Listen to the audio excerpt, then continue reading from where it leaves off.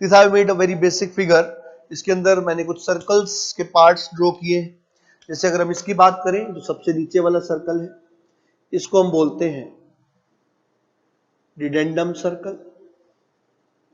And my dear, कुछ लोग इसे बेस सर्कल बोलने की गलती कर देते हैं, बट मैं आपको बता दूं ये बेस सर्कल नहीं होता।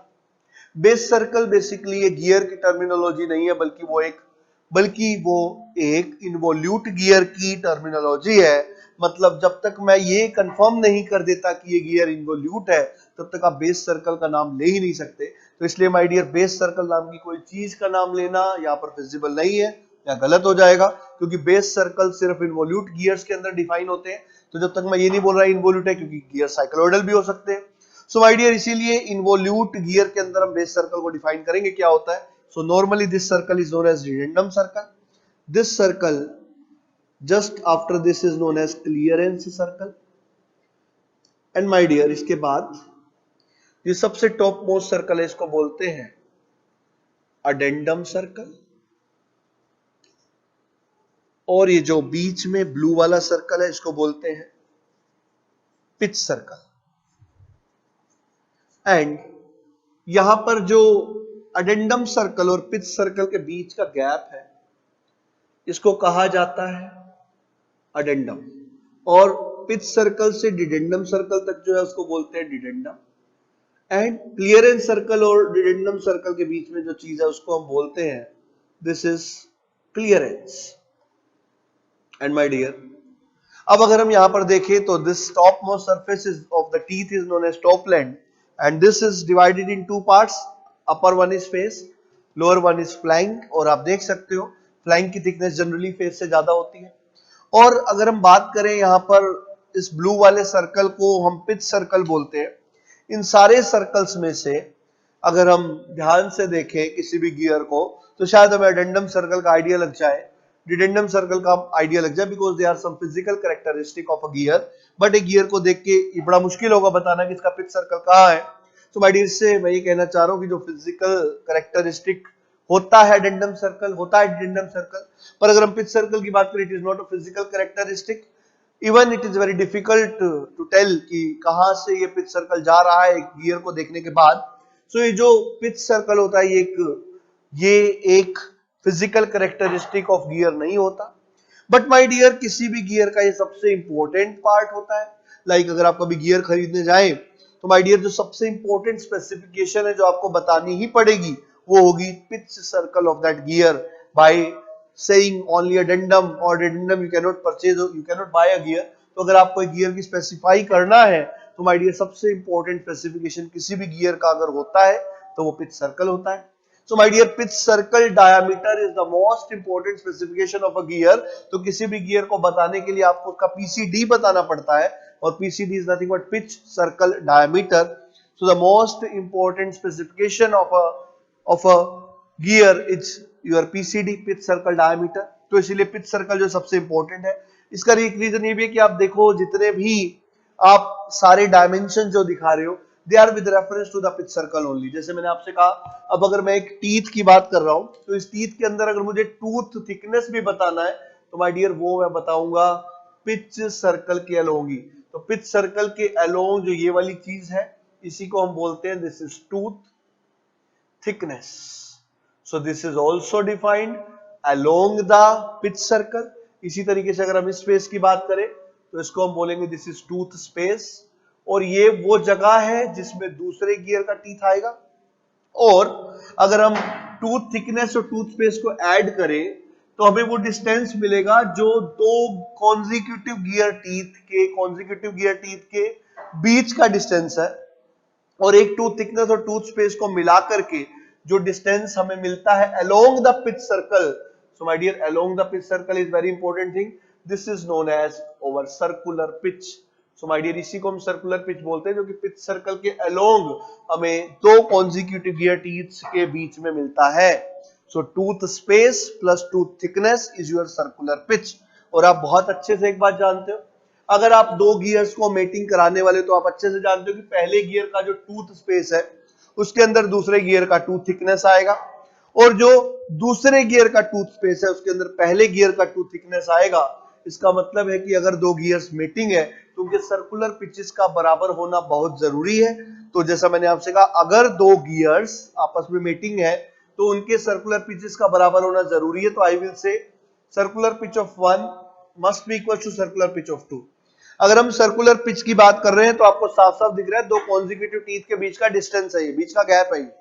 तो अगर हमें पता लग जाए कि हमारा जो गियर है उसका पिच सर्कल डायामीटर जो पहले गियर का है वो D1 है और दूसरे का जो पिच सर्कल डायामीटर है वो D2 है, तो माय डियर हम जानते हैं सरकमफेरेंस उस पूरे गियर का अलोंग द पिच सर्कल हो जाएगा पाई इंटू में D।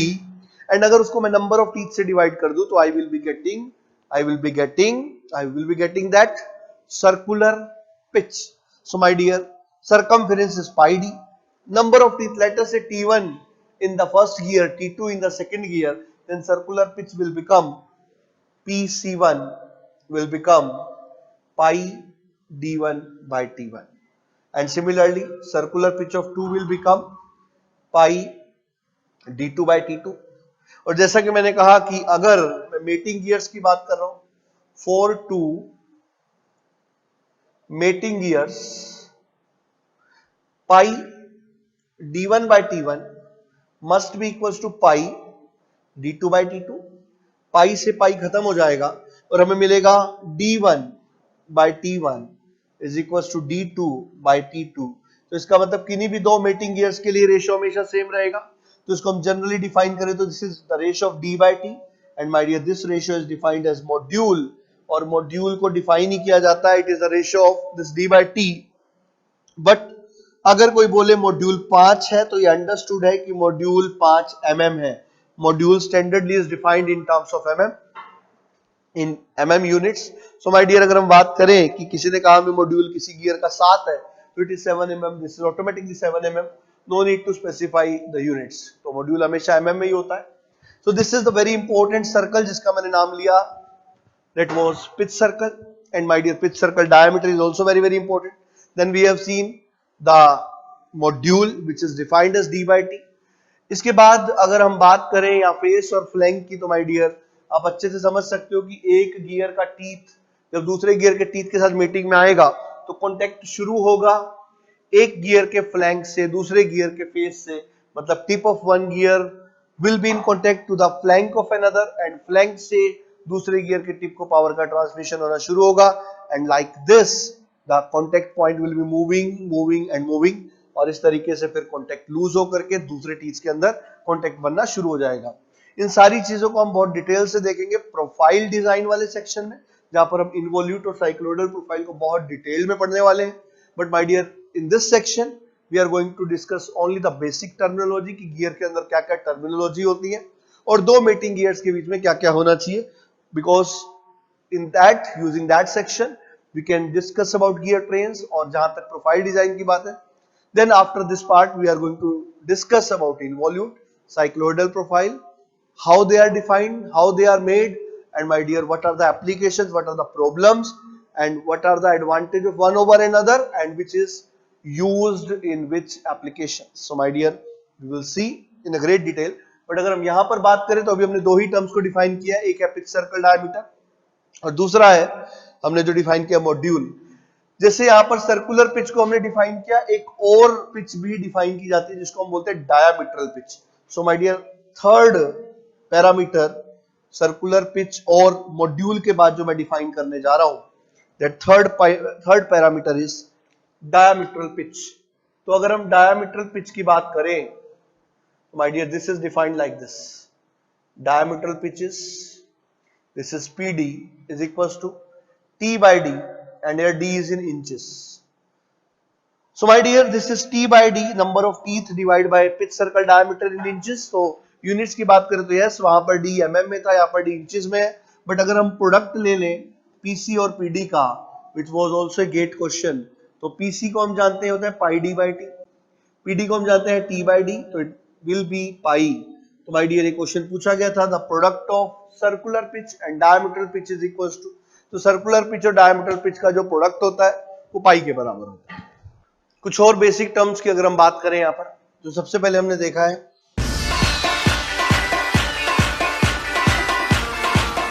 Initially we have seen about circular pitch, module, diametral pitch.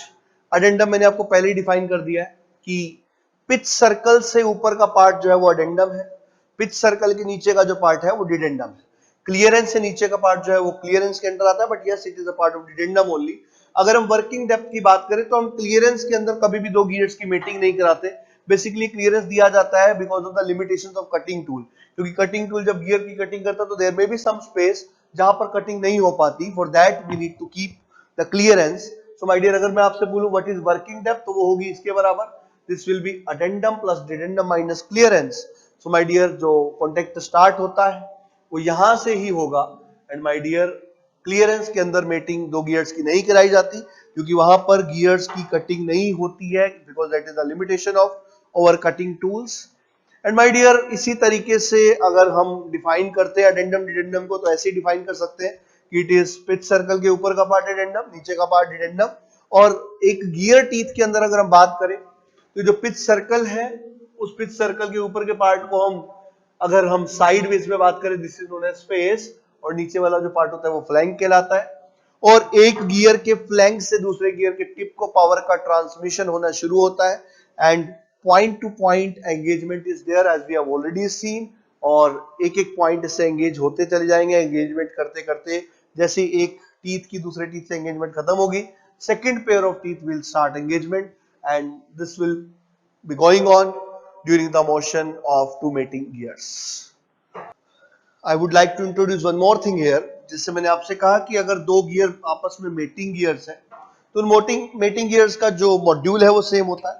So let us से देयर आर टू गियर्स, तो उनका मॉड्यूल अगर सेम होगा तो मैं लिख सकता हूं d1 by t1 is equals to d2 by t2, and from here it can be written as d1 by d2 is t1 by t2. So if this is the case, this is let us say equation 1। और हमने आज एक और चीज देखी थी, अगर दो सिलेंड्रिकल डिस्क को जब हम इंट्रोड्यूस करा रहे थे, गियर्स की डेफिनेशन हम दे रहे थे, जब स्लिप नहीं थी तो हमने देखा था वहां पर जो रेशियो आया था हमारे पास ओमेगा 1 बाय ओमेगा 2 का, वो R2 बाय R1 आया था। And my dear, this is equation number 2। अगर आप इसको ध्यान से देखो तो R2 बाय R1 को हम D2 बाय D1 भी लिख सकते हैं। In other words it can be written as D2 by D1। दो से मल्टीप्लाई कर दिया, न्यूमिनेटर को भी डिनोमिनेटर को भी, और d2 बाई d1 को हम लिख सकते हैं t2 by t1। So my dear, अब से हम equation 1 using 1 and 2 we can say for two mating gears. इसमें जो इक्वेशन 1 है वो मॉड्यूल्स को इक्वेट करके मिला। Equation 2 is the definition of gears, क्योंकि गियर्स के लिए सबसे इंपॉर्टेंट चीज है स्लिप का एब्सेंट होना, क्योंकि गियर्स पे स्लिप नहीं होती है। और हम बहुत डिटेल में स्लिप और स्लाइडिंग का डिफरेंस भी देखने वाले हैं कि क्या बेसिकली डिफरेंस होता है दोनों चीजों में at the time of profile design. So my dear, this for two mating gears अगर हम बात कर रहे हैं तो d2 by d1 is t2 by t1, तो हम यहां से लिख सकते हैं omega 1 by omega 2 is equals to t2 by t1।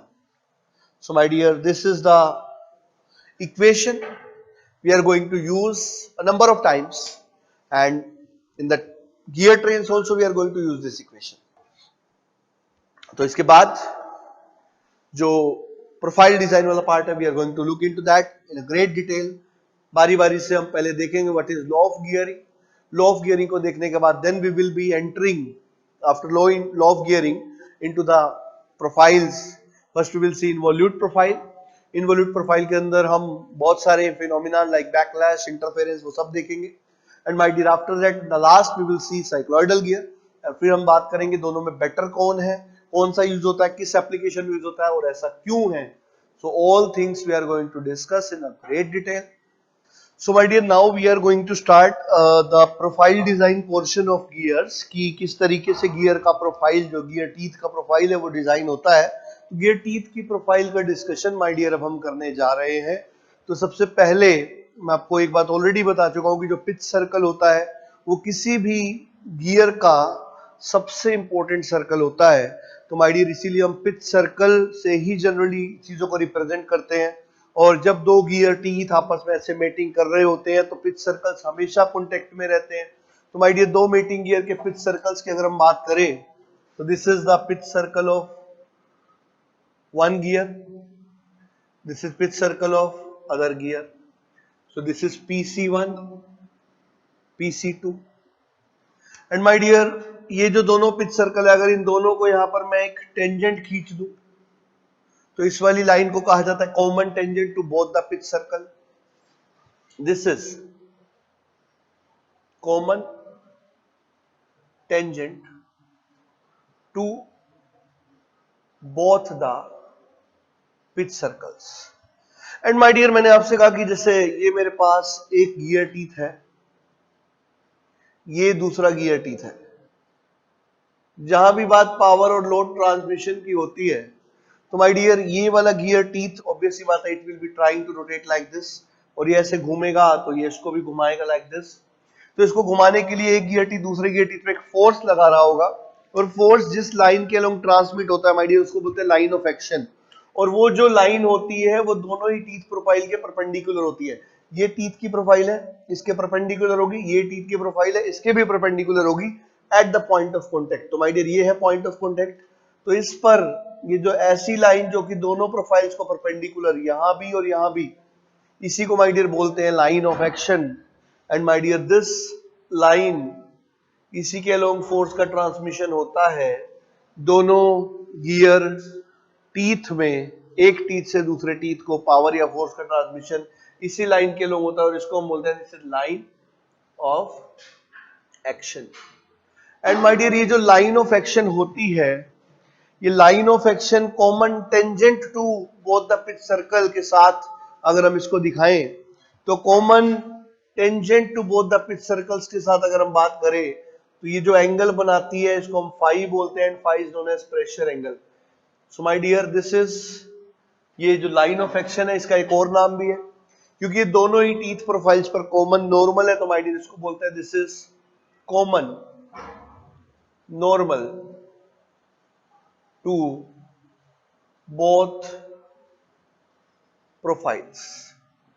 तो इसको बोलते हैं common normal to both the profiles या both the gear teeth profile. So this is common tangent to pitch circle, this is common normal to the teeth profile, and in दोनों के बीच का जो एंगल है this is known as phi. And my dear इस phi को हम बोलते हैं प्रेशर एंगल. ये कुछ बेसिक चीजें हैं जिनको मैं साथ लेकर चलने वाला हूं, इसलिए आई हैव डिस्कस दैट. अब आप अच्छे से जानते हो गियर टीथ तो ऐसे शुरू होगा कांटेक्ट जब, तो एक टीथ का होगा फ्लैंक और दूसरे गियर का होगा टिप. फ्लैंक से टिप को पावर ट्रांसमिट होना शुरू होगा, और at the end my dear जो फ्लैंक जिस गियर का था उसका टिप, और जिसका पहले टिप था उसकी फ्लैंक पे कांटेक्ट खत्म होगा.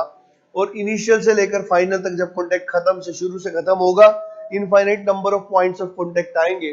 पॉइंट ऑफ कांटेक्ट को मैं क्यू से दिखाता हूं. एंड माय डियर जो पॉइंट ऑफ कांटेक्ट क्यू है that will very through out it's motion, ऐसा हमें दिखाई दे रहा है. और अगर पॉइंट क्यू चेंज होगा तो अभी हमें ऐसा दिख रहा है कि ये जो लाइन ऑफ एक्शन है जिसको हम common normal to both the profile बोल रहे हैं, इसकी भी इनफाइनाइट पॉसिबिलिटीज होंगी. एंड माय डियर इसकी इनफाइनाइट पॉसिबिलिटीज के लिए अभी हमें ऐसा फील हो रहा है कि अगर ये लाइन की इनफाइनाइट फिजिबिलिटीज है तो फाई की भी इनफाइनाइट फिजिबिलिटी होनी चाहिए. तो प्रेशर एंगल विल वेरी, ऐसा हमें फील हो रहा है. मैं बार बार ऐसा बोल रहा हूं, ऐसा हमें फील हो रहा है बिकॉज माय डियर रियल में चीजें कुछ चेंज होने वाली हैं. तो इसलिए अभी मैं आपको सिर्फ वो बता रहा हूं कि कैसा हमें फील हो रहा है कि ऐसा होना चाहिए, बट बाद में ऐसा होगा या नहीं, और अगर नहीं होगा तो क्यों नहीं होगा, वो सारा डिस्कशन हम देखने वाले हैं. तो अभी के लिए हमें ऐसा फील हो रहा है क्योंकि पॉइंट ऑफ कांटेक्ट जो है, जैसे एक गियर टीथ दूसरे गियर टीथ से जब कांटेक्ट में आएगा तो माय डियर सबसे पहले पिनियन गियर जब दोनों आपस में कांटेक्ट में आएंगे, पिनियन इज जो छोटा गियर है उसको पिनियन हम नाम देते हैं. तो माय डियर जब एक गियर दूसरे गियर के कांटेक्ट में आएगा तो एक के फ्लैंक से दूसरे की टिप को पावर ट्रांसमिट होगी. फ्लैंक की थिकनेस बड़ी होती है, टिप की कम होती है. तो माय डियर उसके बाद पावर का ट्रांसमिशन जब शुरू होगा तो पॉइंट ऑफ कांटेक्ट चेंज होने शुरू होंगे. होते होते होते जब कांटेक्ट एक टीथ का दूसरे टीथ से छूटेगा तो पहले वाले गियर का जिसका पहले फ्लैंक था उसका टिप हो जाएगा, और दूसरे वाले गियर का जिसका टिप था उसका फ्लैंक आ जाएगा. और ऐसी infinite possibilities of point of contact जो है, उन सारे इनफाइनाइट पॉइंट ऑफ कांटेक्ट पर जब ये लाइन ऑफ एक्शन प्लॉट होगी तो लाइन ऑफ एक्शन की इनफाइनाइट पॉसिबिलिटीज बनी. एंड माय डियर उन इनफाइनाइट पॉसिबिलिटीज में से अगर आप इस लाइन की बात कर रहे हो तो इनफाइनाइट बार प्रेशर एंगल भी हमें फील होगा कि इनफाइनाइट पॉसिबिलिटी तो प्रेशर एंगल्स भी होनी चाहिए, और माय डियर अभी ऐसा लग रहा है कि pressure angle will be variable, आगे क्या होगा क्या नहीं होगा वो हम एक एक करके चीजों को देखने वाले हैं। तो अभी के लिए जस्ट एक इंट्रोडक्शन मैंने आपको दिया कि इसको बोलते हैं कॉमन टेंजेंट, इसको बोलते हैं कॉमन नॉर्मल, और इन दोनों के बीच के एंगल को बोलते हैं प्रेशर एंगल। कौन सी प्रोफाइल में क्या होगा क्या नहीं होगा वो अब हम बहुत ज्यादा डिटेल में देखने जा रहे हैं। So my dear first of all we will start with the law of gearing now.